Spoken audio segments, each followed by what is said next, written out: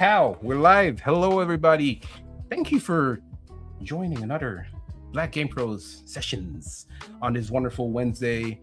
For everybody, let me turn the volume down a little bit. It's a little bit loud with the background music. I want to be able to have this wonderful conversation with you all. For the people all over the world joining, please, if you're watching this live, or even if you're watching this on demand later, leave a like, share the video. It helps the algorithm. It's much appreciated. I think it's important to get as many eyeballs on these conversations that I have with these amazing people in our industry as possible. And I need your help for that.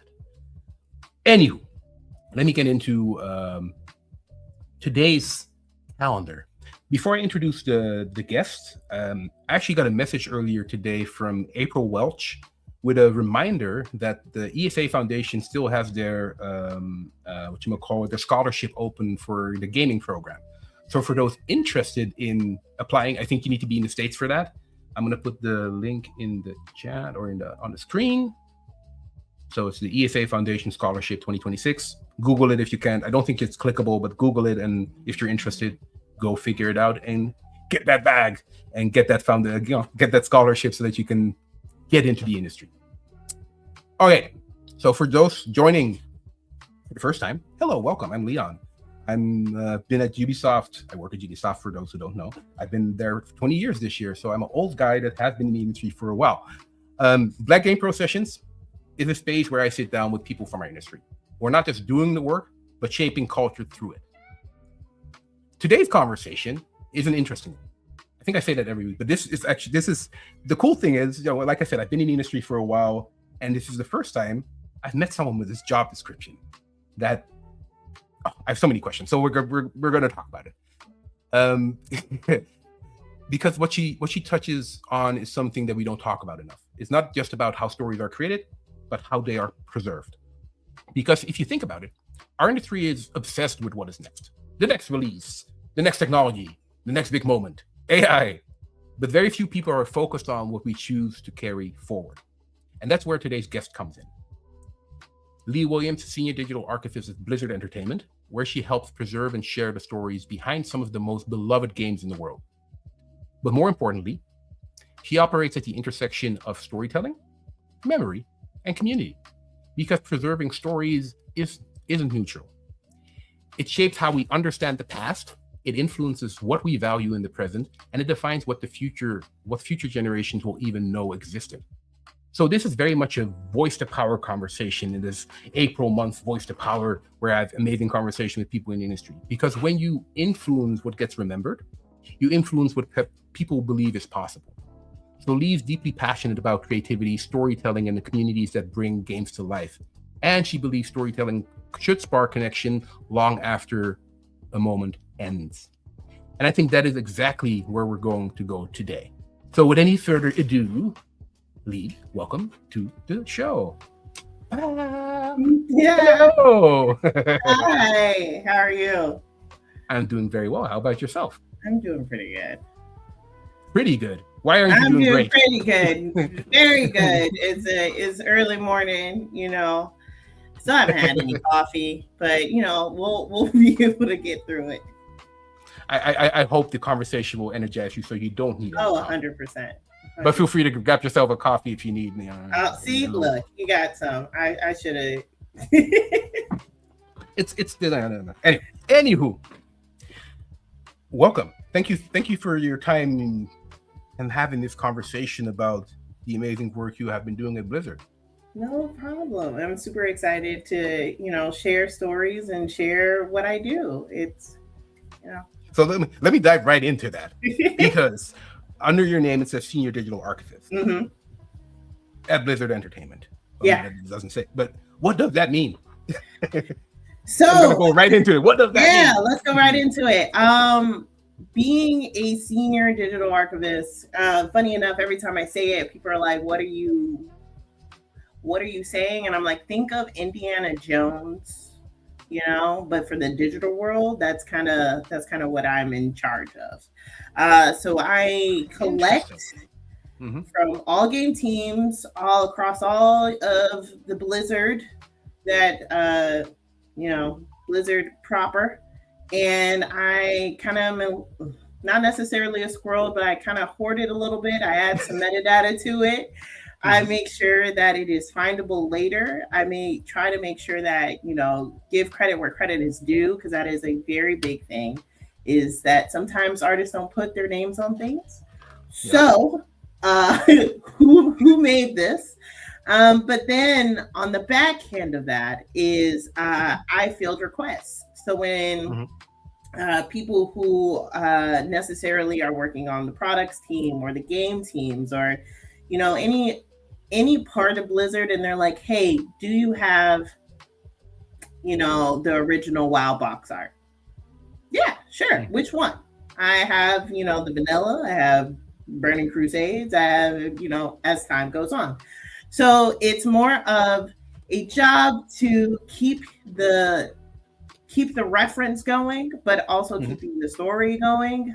There are so much art that the teams produce, and then sometimes it gets forgotten, or there's like a piece that hasn't been seen the light of day in so long. So I'm able to bring that back up and help all support teams as possible. That sounds like such a cool gig. That sounds like such a cool gig. So basically, you know everything about Blizzard and all the games and IPs that they've created, Yeah, yeah. or at least you have a I have handle a on all I of have that. a good grasp. I talk to my manager all the time, and we always make the joke of, you're like, man, I'm tired of learning about a new thing, because every there we think we have a good grasp on what Blizzard is, but as one could probably think, Blizzard is very, very large. So Mhm. there's little pockets of new discoveries that we find on a regular basis. They're like, oh man, I didn't know about this, or man, I didn't know you had this, and it's in someone's what I like to say, their closet, which is usually just on their desktop. So it's That's the way the really, story you're saying. I mean, yeah, please don't store it not on your personal, put it in OneDrive, because it helps my life so much easier. But yeah, so that it's I get to see a lot. I understand. Yeah. Okay. So let's rewind. Mhm. How the heck did you land a job like this? Yeah, so my background is in graphic design and photography, which that doesn't necessarily equal this. Mhm. But while I was in college, I worked for a photographer, and I helped him tag his oh my god, tag his photos. He did this Mhm. car racing across America, and so I was tagging each car, so you'll be able to make the book to give to uh, the racers. And so from that, I kind of use that a little bit to say, hey, I've worked with metadata before. And Smart. from there, I landed a job at Amgen, working as a digital asset coordinator. I was in Mhm. charge of organizing across all of the brochures, commercials, all anything that they produced. We wanted to make sure that we wanted to make sure that the agencies gave us the file, because if we ever needed to update something, because as you can learn with biopharmaceuticals, every time you got to update that text anytime something happens to Mhm. during a trial. So I was in charge of quality checking material. I would literally open up a file. Do we have everything? Close it, put it away, add some metadata. So I did that for 3 years, and I was like, okay, I feel like I'm ready for my next step. So I got a contracting role with Funimation, Crunchyroll at the time. I think now it's just Crunchyroll. But I was a data analyst or data specialist. So I would make sure that for this marketing team, I would get all the information from our Japanese studios Mhm. and apply anything and everything, so the marketing team knows, like, hey, this is a poster for Jujutsu Kaisen, and this is how you can use it, or in this is the language that it's being translated in. that was fun for a year. And then I was like, you know what? Let's see what's out there. So I shameless plug, uh applied to everything on LinkedIn. Oh my God. I was just, that easy apply. We've all been there, I think. We've Yeah. all been there where you're just like, I'm just going to just Fire broadly. fire broadly, see what's gonna happen. So I applied.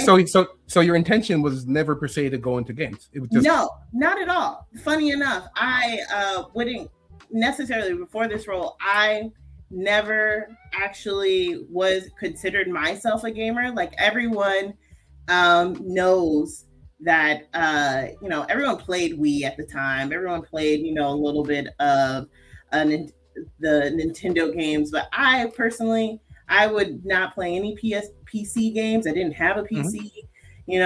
I a little bit of Candy Crush on my phone for a period of time, but I wasn't a gamer, so I never thought to go into games. But I got a call being like, "Hey, we would love to," or an email, "We would love to schedule you for an interview." And I was like, "Oh, I guess I got an interview with this company named Blizzard." Blizzard. Blizzard. I find that. Did it ring a bell when you saw it? Or? Not really. Funny enough, I like when I started to do research, I was like, okay, World of Warcraft. I think my cousin played that like at our kitchen table at one point. At this like, I'd never played it, but I know that like I had some family members play it. So okay, cool, yeah, sure. And got the job, and I was like, man, what did I just get myself into? A whole new world. I didn't know. I literally was just stepping into something that I know how Photoshop works. I know how Illustrator works. I know how like design works. But stepping into a company where it's like completely creative, like going from biopharmaceuticals, corporate. Yeah. To in the entertainment industry it was whiplash. Culture shock. It was culture shock. And I'm like, man, but then, being in the company and being like moving to Irvine and being at the company truly was magical, because I think it was my first time being like, oh, this is where I was supposed to be. Like being around creatives and feeling like, oh, this is where I belonged. This is where the cool, the people with the pink hair and people wearing slacks, all shorts all day, t-shirt. Yeah, this is great. I love it so much. So that's my journey to Blizzard via LinkedIn. It's super interesting because a lot of people. I mean, we had the conversation before going live. A lot of people think that the only way you can get into video gaming is if you're a game producer, or a content creator, or a journalist. I don't think journalism is an option that much anymore, but still. And it's I had the same thing. I knew about Ubisoft before I applied. I used to be a nerd back in the days. I'm still a nerd. I'm proud to be, but when I applied for the job, I first of all didn't expect I would get the job. I was looking for a job because I was just bankrupted my company. I needed money. I was like, oh, I need same kind of thing. Like let's apply to everything. Yeah. And then Ubisoft invited me in. But then when I started and when I finally got the job, which was super cool, of course, I felt like an imposter because I was surrounded by all these creative, amazing people that were they were talking about terminology I'd never heard of. I was like, oh my God. The amount of acronyms I had to figure out, I was like, what are you saying? The ROIs and just so many different acronyms for different things. Yeah, or just game terminology. Yes, game terminology. I remember going on this press trip once, or like, I don't know, a press trip once, and like a colleague of mine, I mean, it was not per se game terminology, but he was like showing something like a new product on his iPad. This was the iPad just came out. Oh. And he was like, oh, you don't have an iPad? It's like, man, I don't even have any money. I'm still in the first few months. I'm still trying to recover from my bankruptcy. Come on. Yeah, it's like, You want to give me an iPad, I'll take it gladly. But it sometimes feels like then you're kind of like an outsider in that industry. But I think, and I told that to you earlier as well, like I think that was probably the reason why you were hired, because they needed someone with your expertise, with your eye, your level Yeah. of detail. And regardless if you're a gamer or not, no, you bring value to this organization with the skill Yeah. set that you have. Yeah. It's interesting. It's super interesting. So, I mean, we kind of touched on it already, but when people do kind of understand what you do, what is something about your work that people constantly misunderstand?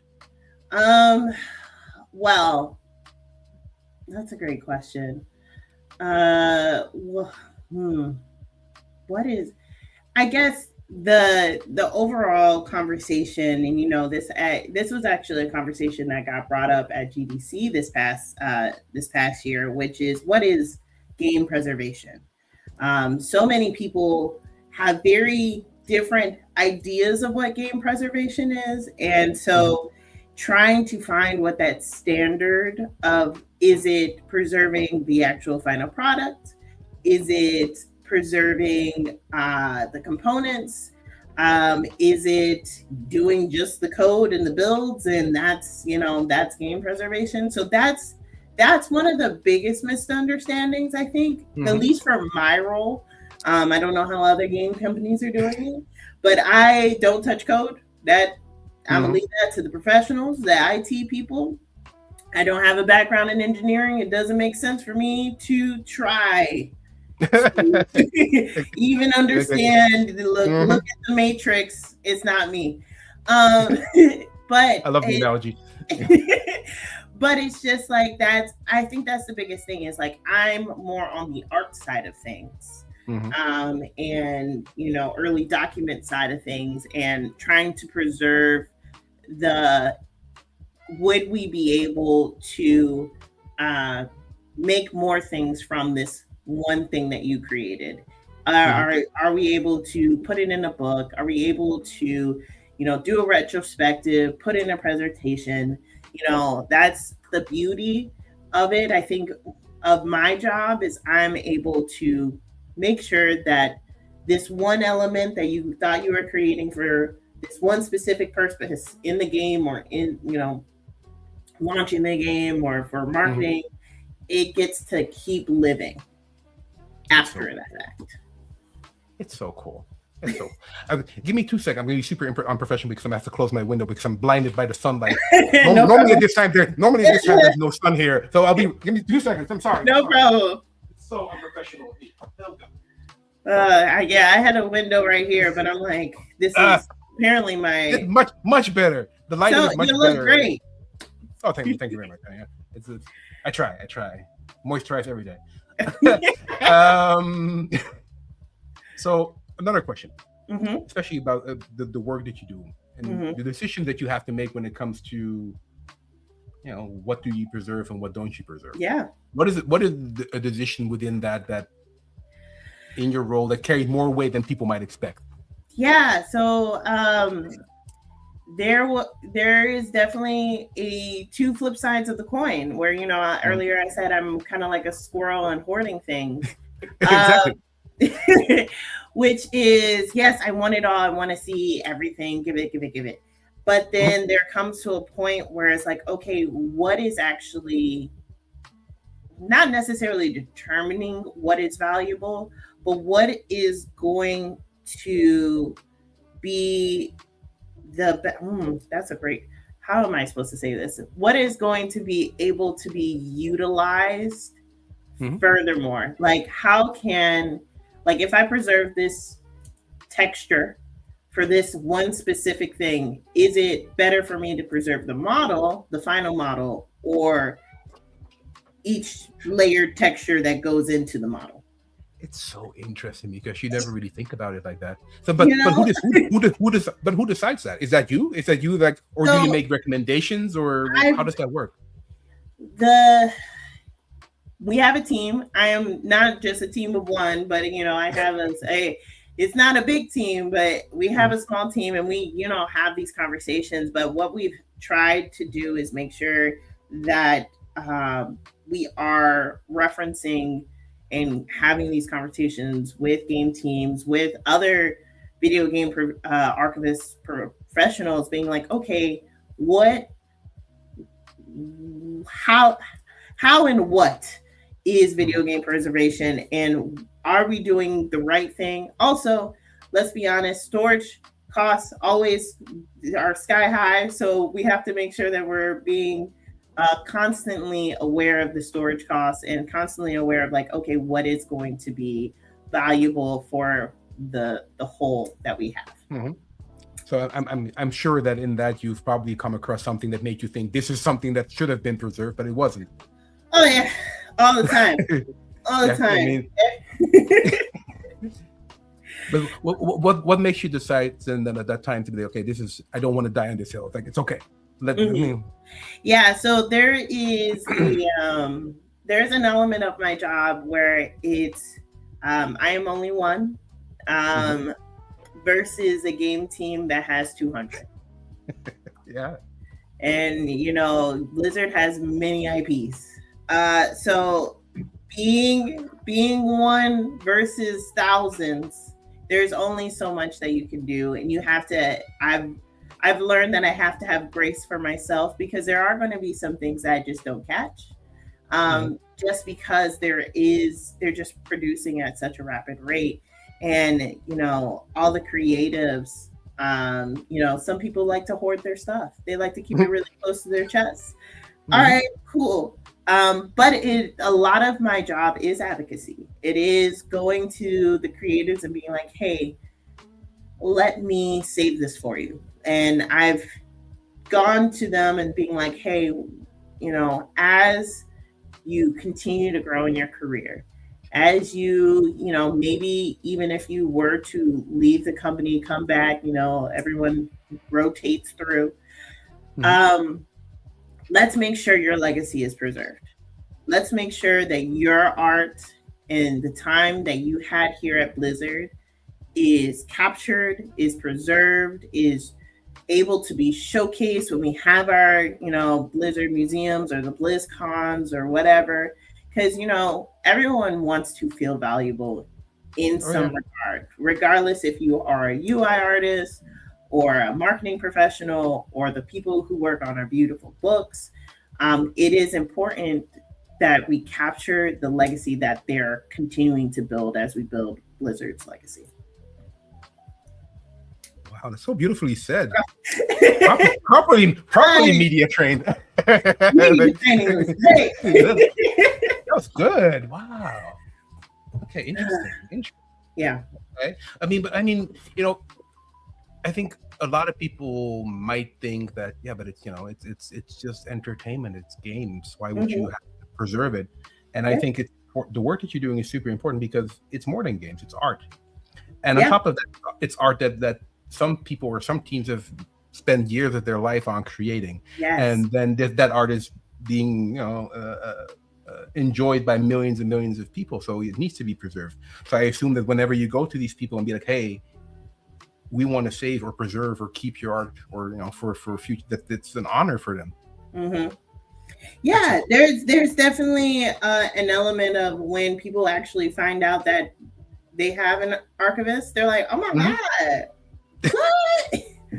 Here, there's those people who just be like, hey, I have these things, do you want it? And I'm like, yeah, sure. And then they give me like terabytes worth of files, and I'm like, thank you. Oh, this is great. But then do you have to so you have to go through everything? Go through terabytes worth of files. It's a process, but I'm always very appreciative. And I truly say this to every creative out there: if you do know that your company has one of these, or has a DAM in any regard, digital asset management system, try to give your stuff to that team, because it is sometimes it's always left on some producer to find. I think we were having this conversation earlier. Find this really, really old asset on top of their regular job. No one really has the time. So I am the middleman on trying to find really old assets, so someone else doesn't have to.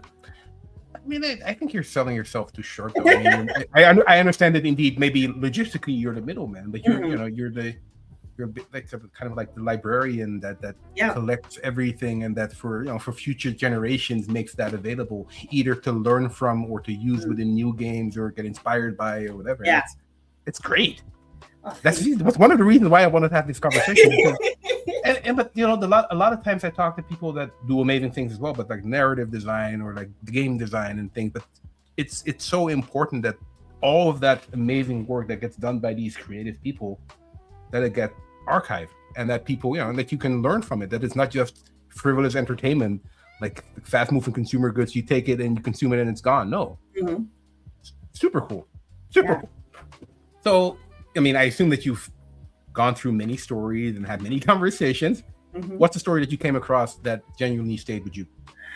Oh, that's a great question. I think the biggest stories that I love, and I make sure to have in-person chats or virtual chats with many people within our company, and learning from those who have been here since the beginning, because we do have those people who have been here since the inception of Blizzard, and and then finding and talking to them, and they were like, oh yeah, we had this one thing we worked on and it was a great time, and here are those files. And I'm like, what? I didn't even know this was real. But then it's also the impact on the flip side is when I have helped somebody with their research. And when I'm saying research, it's internal research, because I do see that question is like, is it accessible beyond the public? I am an internal archive, so no. But it is something of like, I'm able to help an artist realize what can they do next. I've had multiple times where I've delivered some files, and then later on I see when they do the art station, art blasts that the game teams do from time to time, and I'm like, I remember that name, and that looks kind of like what I gave them, but way better. Or they took that environment and blasted it and made it completely different. So that's one of the biggest things. Is like, it's so exciting to see how I'm able to impact and elevate people's creative process. So I mean, what was the moment where you realized that the impact of your work went beyond just documentation and archiving? What was that moment that you were like, this actually helps? It's more than just creating a database. Yeah. So I think the biggest moment for me, funny enough, was the latest BlizzCon. BlizzCon 23, 24, I don't remember what year it was. Apologies, BlizzCon team. But when this was my first BlizzCon, I walked in and I went into the Diablo area, and I'm like, oh man, I recognize every single one of these files, and I know the team that created these files. And I remember like physically seeing the pieces that I delivered you guys. You were looking for a 3D model of the sorcerer from D3. Cool. Now seeing how they utilize that and to create new things, and I'm like, man, I'm doing work. It's when you step into the physical realm and things get printed out. Yeah, it gets real. It gets really real. It's so cool. And then another thing is like, we do have a museum on campus, and I do help our museum curator is a part of our Blizzard Archives team. And helping her gather. Such a cool job. That's such a cool job. Wow. I'm sorry to interrupt you. She does have a really cool job. but helping her gather files from different various game teams, or gather files around, and then when she makes the museum, ah, art. I'm like, man, Mhm. I gathered that for her. So it's really fun. It's so interesting. I'm learning a lot. Um, so talking about the artists, the creators, what responsibility do they have, knowing their work might become part of history? Do they have a responsibility, or should they just focus on creating? Um, I would say for creatives, and what I try to evangelize across is, please do a great file name. Don't name it image final v2 underscore final really final version. We we Final, try final, final final V. final, you know, don't use like we try to make sure that our creatives are being conscious of the forever. Mhm. um it is a ongoing process. I've only been at Blizzard for 4 years, but from Four you years is know cool. Yeah, or years of school. Next year I get a sword. Super excited. Um, but from when I started, I can see the transition and see how the advocacy that the game our team has done Mm. to impact of naming conventions, making sure that people are putting their names on the art that they're doing, having a system to where we're more archiving as we go rather than being a retroactive being an afterthought. Mhm. So that's the biggest thing. It's always nice to know that over as time goes on, we're consistently getting more because we're working towards a more holistic part of the process, and Mm. making sure that the archive is the a part of the workflow, and not just an Smart. afterthought. You know, yeah. That's already a great. That's a great achievement. I must say. I think you're further than maybe other companies that I know or might work for. Yeah. Yeah. How does I mean? I'm sure AI has a role, or you guys have an Mhm. opinion on how AI could work. Do you guys use it, or if they're So AI and archiving is a new, there is a nice, beautiful process that I would like to say is helpful for someone like me, knowing that these teams are producing at a rapid rate. Mhm. Sometimes I cannot tag everything. So the way I utilize AI is just in the tagging realm, because that is going to help me so far along. I imagine? Basic metadata, great. Hmm. AI is I don't know how the game teams are using it. I know that we at Blizzard are very conscious of Hmm. the conversation around AI, but because I do not sit on the game teams, I cannot No, speak. but no, But, it's I mean but like talking more about like from an archival perspective. yeah, I mean, from an archival standpoint, it's been beneficial. I know some different realms of archiving utilize it very differently, but we here make sure that it is very minimal, but it is helpful for tagging because I don't want to always have to tag Thrall in every time I see him. But if it can tell me which image has Thrall in it, that is going to be helpful for when someone is randomly going to be like, "Hey, give me all the images of Thrall," and I'm like, "What? all Okay, of them. all of them?"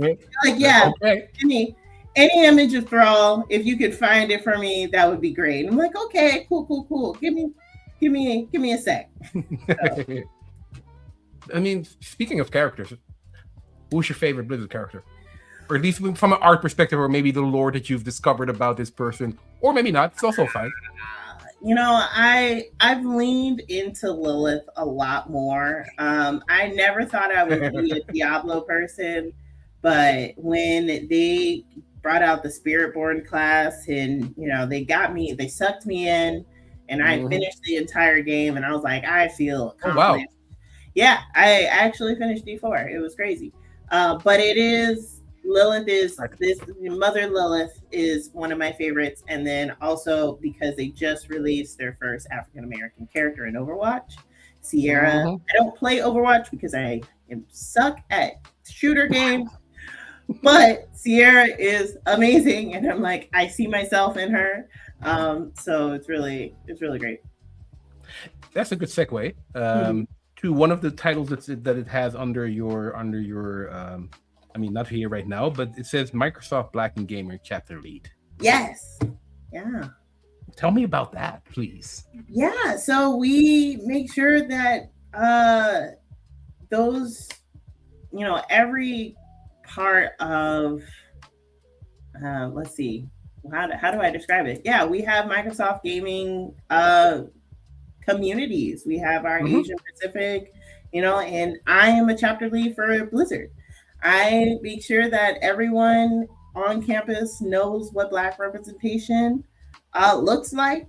Hmm. I try to connect our fellow Black employees or the Black diaspora because, Hmm. we're more than just a monolith. And yeah, it's been very rewarding. Like just this past, February, I was able to get our uh, Blizzard to have the Pan African flag colors, and now we have a logo in the Blizzard Pan African. That's so cool.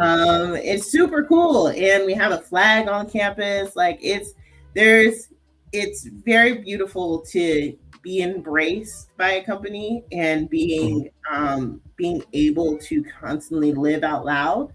Um, Amen to and that. not just within Black community, but also SWANA, API. It's been very very beautiful uh, Hmm. uh, role that I've been able to step into. And was that something that was offered to you, or was something that you saw as an Oh, I kind of opportunity? it's a volunteer. I'm just really Mhm. loud. Uh, I'm just I respect really, that. yeah, I'm real loud, and I just kind of just keep just doing things. I was an Mhm. RA Mhm. in college, and then I was like in everything. So I was that type of person that just if I find you, yeah. If I find you, I'm gonna make sure that I'm your friend. And so that's kind of where I've taken this lead of just making sure that everyone feels welcomed and feels supported when they are new to the company or old at the company, or just we everyone is on a different subset, either a support team or a game Mm. team, where they're not necessarily working with each other. So how can we bring each other together and network? I, yeah, that's so you're the connector. The, I'm the con- connector. yeah, Yeah. but you mentioned the word representation. Hmm. What does representation look like for you? What's your definition of that? I think representation is necessarily, do you see yourself, or do you see a portion of your story Mm. being told? Not necessarily, not every representation has to be physical, Hmm. but can you relate to the stories that are being told? Can you necessarily pinpoint a, a moment, or necessarily what's the words I'm looking for? Uh, an action that someone has done that you're like, this is Mm. relatable to me, relatable to my coworker, relatable to whatever fan this is going to. That's where I feel like representation lies. Is like, yes, it's important to visually see representation, but also mentally see mentally see representations in the stories that are being told. It's so important. It's to see you just to see your equal, to see someone that looks like you in Yeah. different position than yourself, to open your mind. So going back to archives, do you think that archives today are unintentionally biased? And if so, how? Or not at all? Yeah. So unfortunately, archiving is always biased because it's based upon who is archiving. Hmm. Yeah. They, what I probably think is important necessarily might not be what is important for the person who comes after me, or the person who the person who is what I thought was important is not what the person before me thought was important. So there's always some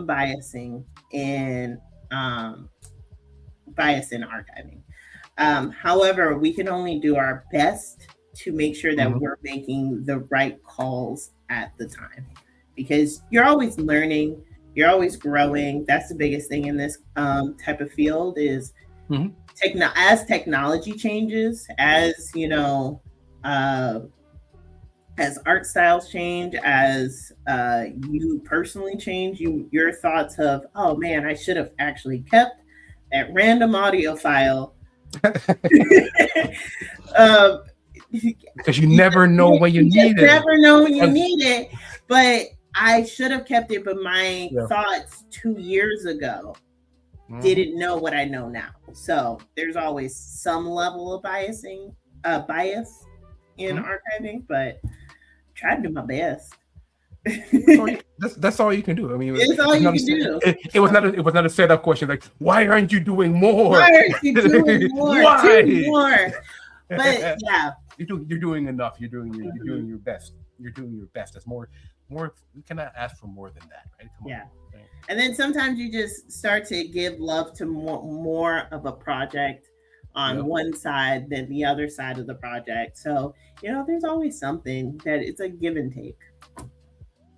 So you've been in the gaming industry now for 4 years. Yes. What is the one thing, the one positive surprise that you got from our culture slash industry, and Hmm. one maybe not so positive?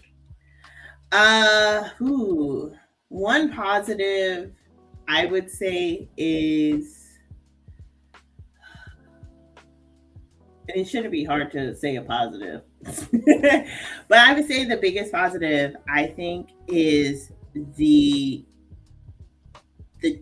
the constant change. I know it Mm. sounds weird, but No. the to see an industry to actually see an industry change within 4 years, and evolve in a positive realm. Like, granted, the other flip side of that is layoffs and all the bad things that happen over there. Mm. But the change in the perspectives that Yeah. are opening up, and the voices that are getting louder, that is one of the positive things that I do love to see.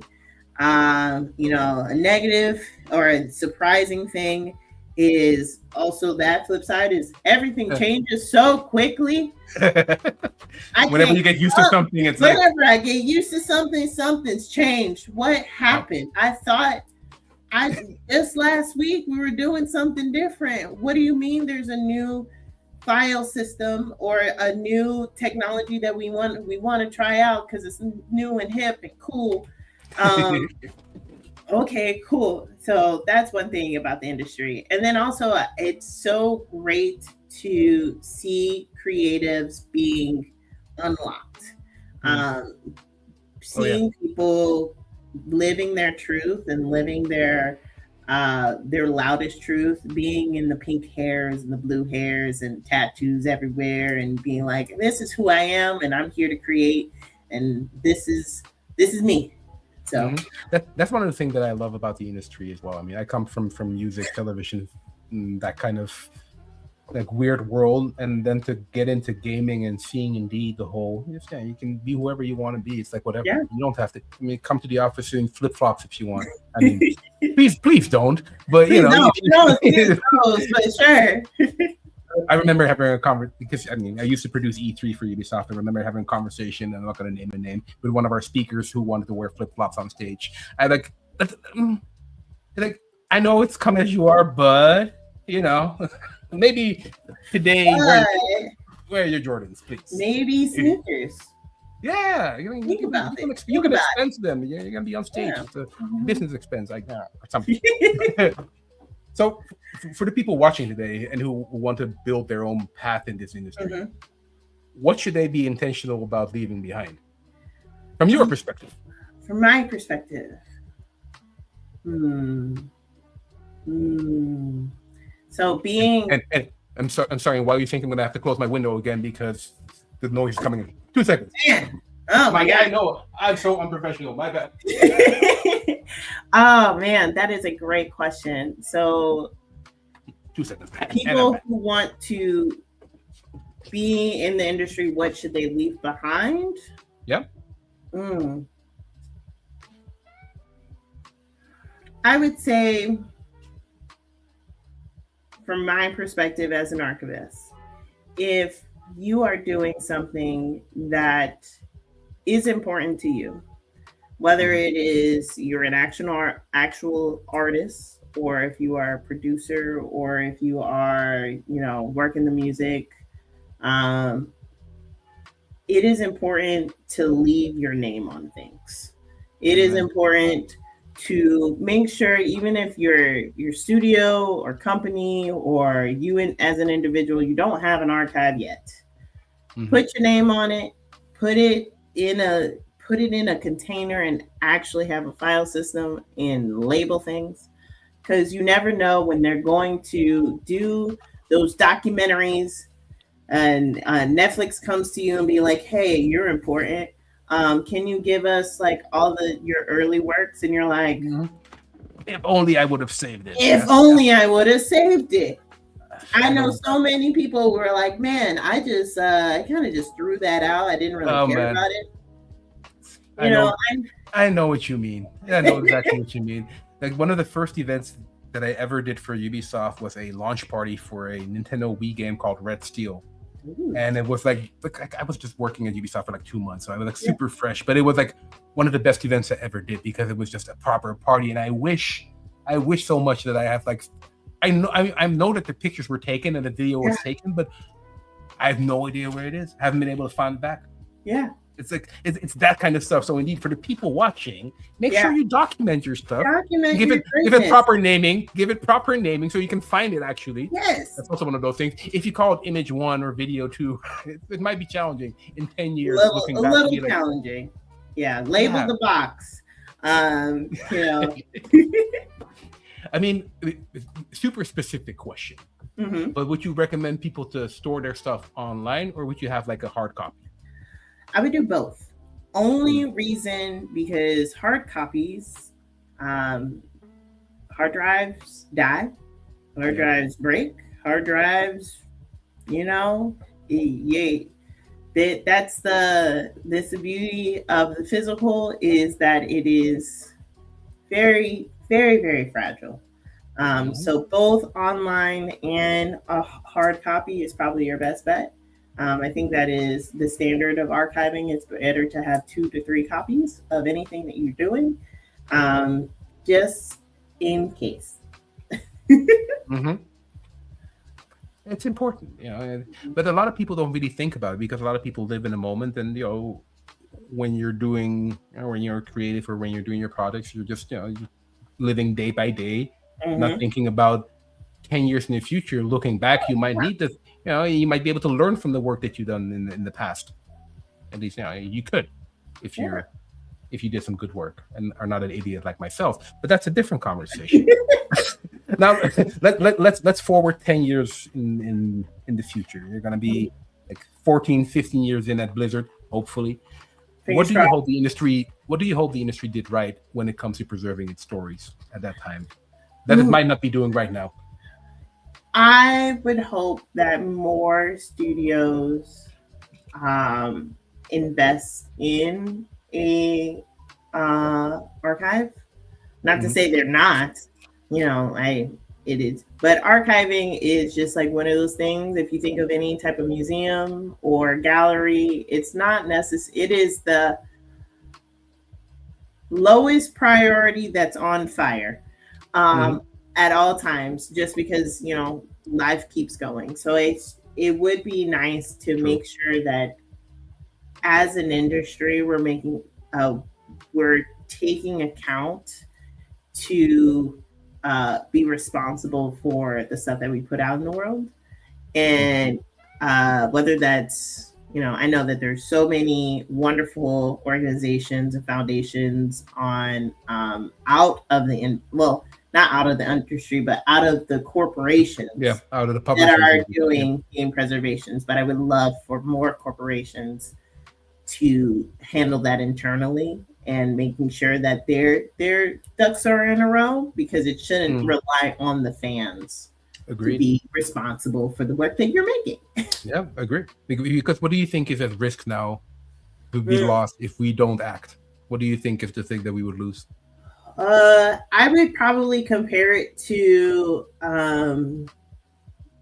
if you think of uh, any type of art form. If you think of paintings, if you think of uh, like old vases and stuff, and if someone necessarily just hides it away in a closet and then that building gets demolished, you really don't know what you had. Or if someone who necessarily hid it in that closet for one time and then they left, and you don't know necessarily what the heck is in that closet, it's been boarded up for the last 10 years.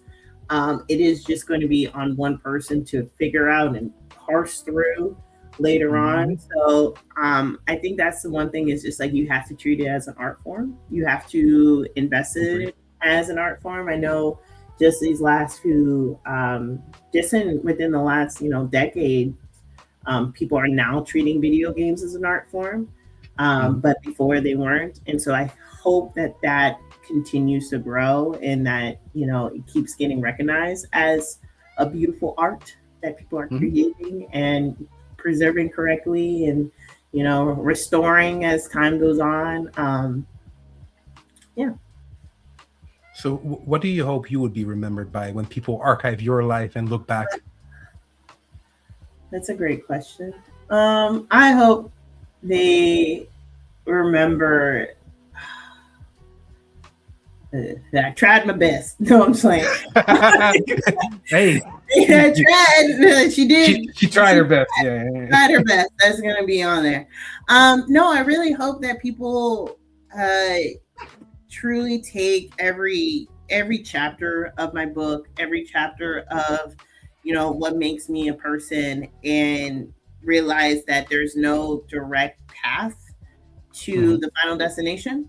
And because everyone knows that you might have a wonderful idea of what your life is going to look like, and then the universe comes life happens. Life happens. It's like, haha, no, of course not. That's not a truth. That's not where you're going.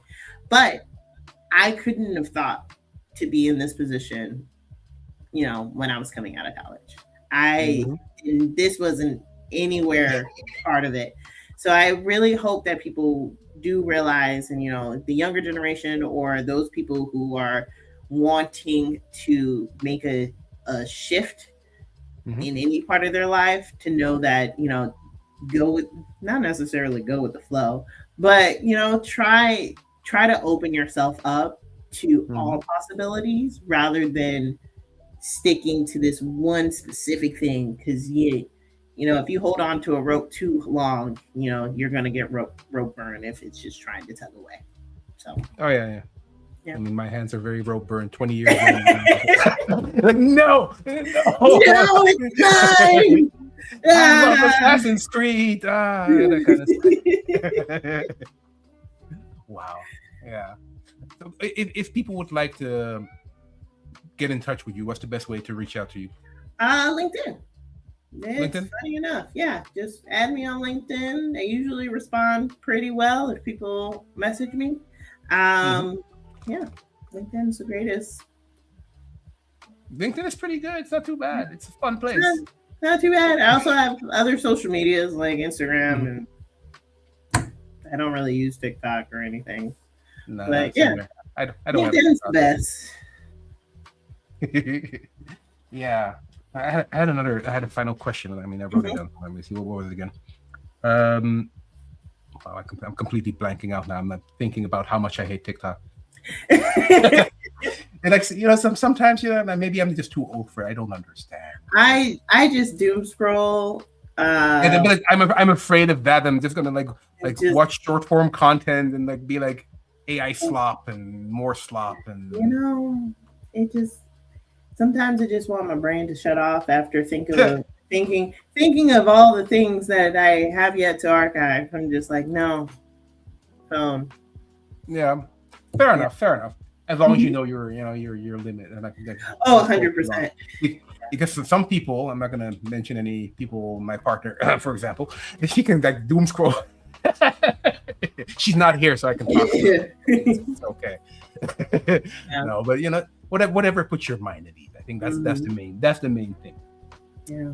Um, I mean, since we are almost out of time, a sort of final question. Maybe I have another one if it pops up again. But what is the biggest lessons that you've learned in your career so far that you would like to share with the millions of people watching here, the Yeah. entire world? I would say the biggest lessons that I have learned in my career is do not shrink yourself. There is always going to be those who are uncomfortable with you being comfortable with yourself. And to those, I say goodbye. Because there are moments where being a very loud, extroverted person can sometimes not play in my favor. Granted, I do tone myself down from time to time, but making sure that I stay true to myself uh, is something that is not compromisable. It took me a long time to get to this point, and I think you uh, should be able to be that. Of course, there is code switching. Of course. That's different. But you shouldn't change your personality when you're code switching. No, no. You just It's like it's like it's a Dave said, dial. oh, when teaching the real goes wrong, you don't want to be that person Yeah. at the office. That's But too yeah, much. that's the biggest thing I would say. Keep being true to yourself, and knowing How, who how, you are. how did you find? I mean, I know we're almost out of time, but how did you find that? Because I think that's the thing that Yeah. a lot of people are looking for. How do you find acceptance of whoever you are and is good, and embracing that? Yeah, so I'm on a wonderful team, and I'm one of the younger people on my team. Hmm. So I have learned a lot from my teammates who are very encouraging. And it did take having a good team and a good manager to be welcoming Hmm. to who I am and being like, no, that is what you are is actually a very superpower, because most of us being in the archive world, we are very quiet and we would like to hide in the corner. Hmm. So we're going to utilize your loudness and we're going to utilize that bubbly personality. So sometimes it does take other people showing you like, no, no, no, no. You What you are is great. You really need to hone those skills, do the extra corporate learnings, LinkedIn learning or whatever, or go to conferences and continue to hone your craft. But there comes to a point where you just have to trust yourself. We all get imposter syndrome. I definitely had it for a very raise your hand if you had. Exactly. I had it for a good amount of time, Hmm. especially, we have this conversation of, just coming into video gaming and not knowing anything. But there comes to a point where you do know this is your specialty. You do know you are the specialist in the room, and that's that's the period. Like, you Yeah. don't let anyone try to squish your spark or squish your thunder and act like they know more than you, especially if Hmm. this is literally your job. um, and so there's a fine balance of, one, being supported by your team, and then also being supported within yourself and being like, oh no,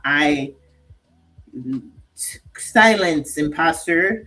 This is Hmm. me. I got this. Yeah. Yeah, but I think that's why it's also important every now and then just take a moment to breathe and touch wood and realize where you are, because especially nowadays, it's easy to get wrapped up and just keep on going and keep on going. And 100%. Forgetting about what you've already achieved. Yes. Indeed, you need to have that feeling of, oh, no, I got this. I've done this before, maybe in a different way, shape, or form, but I got this. Yes, 1,000%. And I think so many of us forget to give ourselves flowers. We love to give flowers to everyone else, but we need to make sure that we are filling our own cup and congratulating ourselves, whether that is doing like popping a little bottle of champagne every time you reach a goal, or going on that you binge food, whatever, but you should have a mini celebration for yourself every time you reach something that you didn't think you were going to do. How do you celebrate?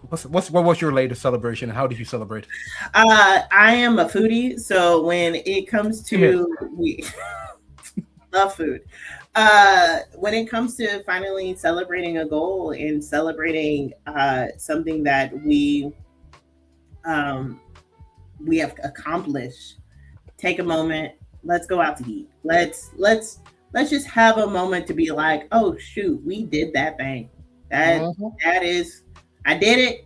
Didn't know I was doing it. I might have cried through it, but I did it. You survived. You're still here. Yeah. What drives you to do your best? That's a great question. I think I have this thing of ADHD, and when people say I can't do something, I'm like, oh, bet. I'm gonna prove you wrong. Hold my beer. Hold my beer. I spite is great. But no, for me, it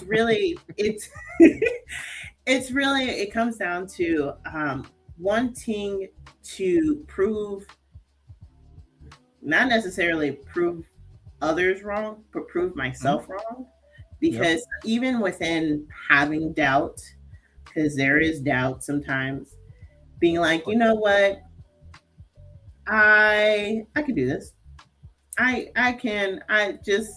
Let's take a moment and be like, okay, if I don't do this, what will happen? Weighing the pros and cons, and how can I continue to just push through, even if it is uncomfortable?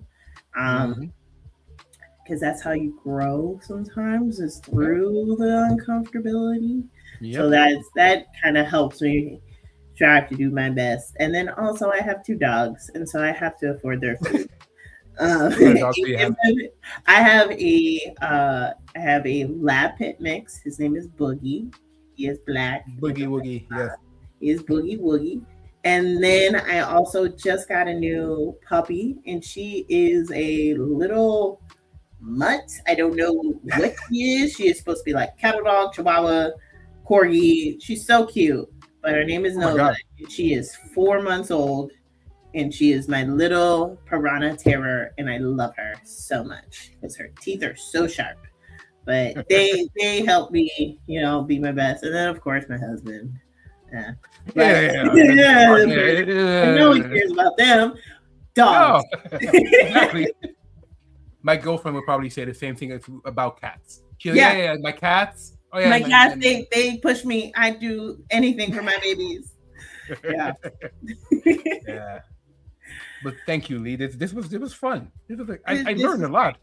Oh, yeah. Well, I'm happy to give some of my knowledge, and thank you so much for having me. Of course.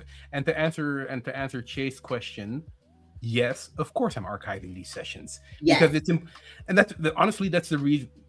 Yeah, actually, it is one of the reasons why I'm hosting these sessions, because I think these stories like yours as well, Lee, or the people that I've interviewed before, it's important to archive these. And not per se for now. I mean, people that are watching now, thank you very much. Once again, leave a like, subscribe. Oh, no, that's YouTube. Sorry. Anyway, these kind of things.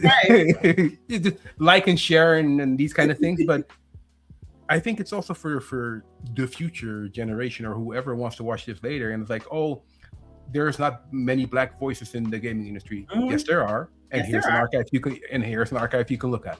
Yeah, 100%. Yeah. So boom, make sure you put these in the Black Gaming Archive. Of course.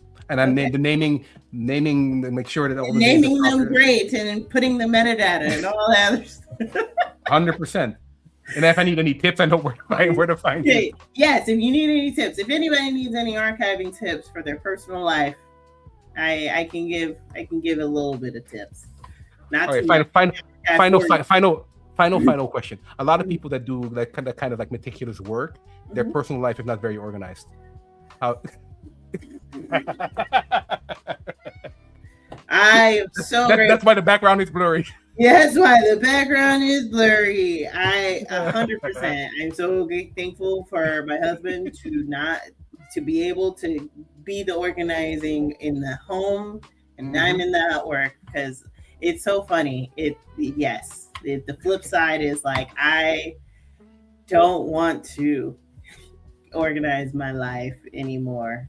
I do it for work. Why would I do it for myself? And I know what you mean. People are with me like, oh, you can your birthday parties are probably amazing. I don't host birthday parties. I don't want to do events. Yeah. It's okay. Yeah. Anyway, let me not keep you much longer. I see a lot of thanks from April. And April, thank you for sharing that link for the ESA Foundation Scholarship. Chase, big love back. India, thank you very much for watching. And for the people watching this later, not live, once again, leave that like and share, because it's good for the algorithm. And I think the more people see these stories right here on this side, I think it's important. It's important. And Lee, thank you for inspiring me. That was a great conversation. Well, thank you. And I hope to come to Amsterdam one time. Well, I'll take you to a good food place. Yes. Because I'm a fellow foodie. Got you. Yeah. Well, bye, everyone. Thank you. Thank you so much. For the people watching, thank you for joining. We'll be back next week with Tony Weaver Jr. for more conversations about bringing your voice to power. I'm Leon, and peace.